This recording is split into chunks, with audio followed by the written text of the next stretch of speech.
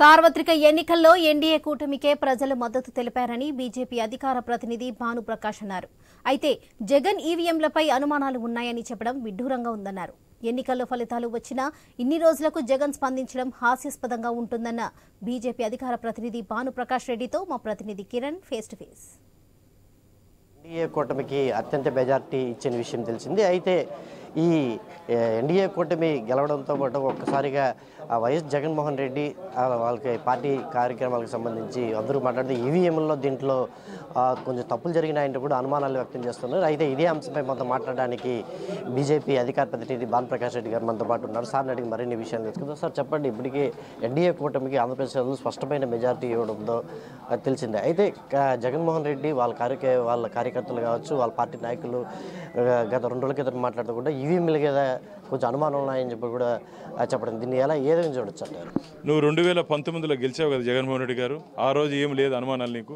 ఈరోజు నువ్వు ఓడిపోయిన తర్వాత ఈవీఎం మీద అనుమానాలు వచ్చాయా? ఈవీఎంలు ఎవరికి ఓటు నక్కితే వాళ్ళకే వెళ్తాయి. నీకు ఏదైనా అనుమానాలు ఉంటే సుప్రీంకోర్టు డైరెక్షన్స్ ఇచ్చింది, ఎవరికైనా అభ్యర్థులకు కానీ ఏదైనా అనుమానాలు ఉంటే మేము నివృత్తి చేస్తామని చెప్పారు. భారతీయ జనతా పార్టీ చెప్తాంది, నీకు ఏదైనా అనుమానం ఉంటే పోయి నివృత్తి చేసుకో.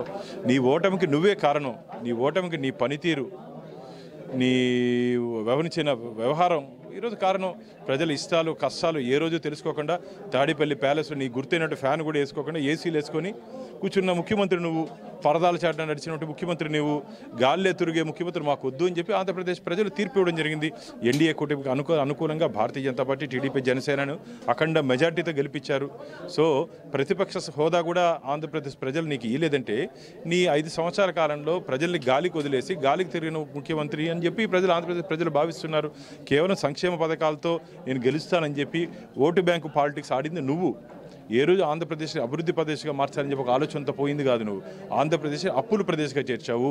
నువ్వు కానీ ఉంటే ఒక నియంత పాలన కొనసాగుతుంది, ఒక రాక్షస పాలన కొనసాగుతుందని చెప్పి ఆంధ్రప్రదేశ్ ప్రజలు భయపడి 5 సంవత్సరాలు బ్రతికారు.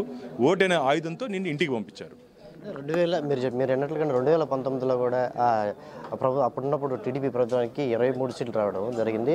అయితే అప్పుడు జగన్ ప్రభుత్వం ఎన్డీఏ అంటే బీజేపీతో కూడా పొత్తులో ఉంది. అంటే దీన్ని అప్పుడు ఏ విధంగా వాళ్ళు చూపెట్టుకోలేకపోయారు? అదే కదా ఓటమికి కారణం ఆయన పనితీరు. అందుకే చెప్తున్నాం, ఆ రోజు తీర్పు ఇచ్చారు. ప్రజా తీర్పుని ఎవరైనా సరే గౌరవించాలి. ప్రజాక్షేత్రంలో ప్రజా తీర్పుని ఎవరైనా గౌరవించాలి. అందుకని ఓటు అనే ఆయుధం అంటున్నాం మేము. ఓటు అనే ఆయుధంతో ఎలాంటి వ్యక్తినైనా సరే ప్రజలు ఓడగొట్టే అవకాశం ఉంది. మహామహులు ఓడిపోయారు. ఇందిరాగాంధీ, ఎన్టీఆర్ గారు వీళ్ళందరూ ఓడిపోయారు. ప్రజలు తీర్పుని గౌరవించారు. అదే ప్రజలకు వ్యతిరేకంగా వ్యవహరించారు కాబట్టి ప్రజలు మనకు అది లేకుండా ఇంకా అహంకారం ధోరణితో ఈవీఎంల మీద నెపని నెట్టడం. మళ్ళీ మాట్లాడతాడు, నేను 5 సంవత్సరాలు కదా కళ్ళు మూసుకుంటే అయిపోతుంది, మళ్ళీ మనమే అని. జీవితాంతం నువ్వు కళ్ళు మూసుకునే ఉండాలా. నీకు ఆంధ్రప్రదేశ్ ప్రజలు తీర్థయాత్రలకు పోయేదానికి సమయం ఇచ్చారు. నువ్వు తిరుక్కో, ప్రశాంతంగా తిరుక్కో. నువ్వు ఎంత పని చేసినా సరే నీ మీద నమ్మకం రాదు. ఆంధ్రప్రదేశ్ ప్రజలకి 151 స్థానాలు నీకు ఇస్తే దాన్ని నిలుపుకోలేని ముఖ్యమంత్రి నువ్వు. ఎవరైనా సరే ముఖ్యమంత్రి అంటే ప్రజల గుండెల్లో ఉండాలా, గోడల మీద ఉండవు స్టిక్కర్గా. అది నీ స్థాయి. నువ్వా ఈరోజు మాట్లాడేది. కాబట్టి ఆంధ్రప్రదేశ్ ప్రజలు ఇచ్చినట్టు ప్రజా తీర్పుని జగన్మోహన్ రెడ్డి గౌరవించాలి. నీకు ప్రతిపక్ష హోదా కూడా ఇవ్వలేదంటే నీ పనితీరు మీద నువ్వు ఆత్మపరిశీలన చేసుకోవాలని చెప్పి భారతీయ జనతా పార్టీ డిమాండ్ చేస్తాం. గతంలో కూడా చూసుకుంటే జగన్మోహన్ రెడ్డి ప్రభుత్వంలో ఇటున్న మంత్రులు కావచ్చు, కొడాలి నాని కావచ్చు, వల్లభనేని వంశీ కావచ్చు, రోజా కావచ్చు, వీళ్ళందరూ కూడా తీవ్ర విమర్శలు చేశారు ప్రభుత్వం మీద. కానీ ఇప్పుడు వాళ్ళు కనుమరుగయ్యే పరిస్థితి కనిపిస్తుంది. కానీ ఇవన్నీ ఎలా చూడొచ్చు? జగన్మోహన్ రెడ్డి కళ్ళలో ఆనందం కోసం, ఆయన కళ్ళలో ఆనందం చూడాలని చెప్పి ప్రతిపక్ష నాయకుల్ని, పత్రికల్ని, ప్రజల్ని నోటికి వచ్చినట్టు మాట్లాడారు. ఆయనకు ఆనందం, జగన్మోహన్ రెడ్డి ఆనందం కావాలంటే, ఆయన కళ్ళలో ఆనందం చూడాలంటే ఆయన ముందు పోయి డ్యాన్స్ చేయమని చెప్పాలా. ఇప్పుడు ఖాళీగా ఉన్న రేపు డ్యాన్సులు చేసుకోమని చెప్పండి. ఆ రోజు అహంకార ధోరణితో అధికారం చేతుల్లో ఉంది కదా అని చెప్పి ఇష్టానుసారంగా మాట్లాడారు. రాజకీయాల్లో నైతిక విలువలు ఉండాలి. నోరుంది కదా అని ఇష్టం వచ్చినట్టు మాట్లాడితే ప్రజలు ఈ విధంగానే తీర్పిస్తారు. మాట్లాడుతూ ఒకరన్నా గెలిచారా? కాబట్టి ప్రజలు అన్నీ గమనిస్తున్నారు. ఎవరు మంచివాళ్ళు, ఎవరు చెడ్డవారో గమనించి ఈరోజు మంచి వాళ్ళకే ఆంధ్రప్రదేశ్ ప్రజలు ఓటేశారు.